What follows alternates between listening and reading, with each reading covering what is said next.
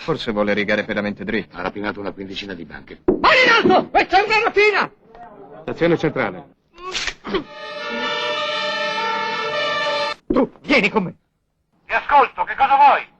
Niente, sono io l'ostaggio.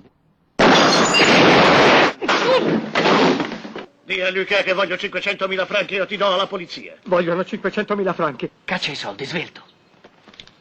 I pantaloni. Ma perché non parli? Sei pazzo, Luca! Io non sono latitante, sono un ostaggio. Se il mio rapitore non sarà qui entro 10 secondi ti sparo nel culo. Non te ne andare. Ha parlato. Le faranno del male.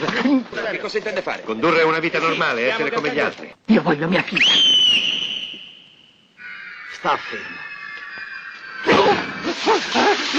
Visiti la bambina o mi incalzo. È in uno stato deploravole. Io come mi chiamo? Papà, E lui? mamma.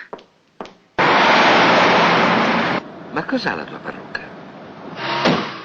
Fate presto, mia moglie è incinta, non si sente bene. Il ginecologo sarà sorpreso. Sai che mi piacerebbe avere un fratellino? Va meglio, grazie. Verrò a trovarvi in Italia e faremo una bella festa tutti e tre. E sarà come se non ci fossimo mai lasciati, capito?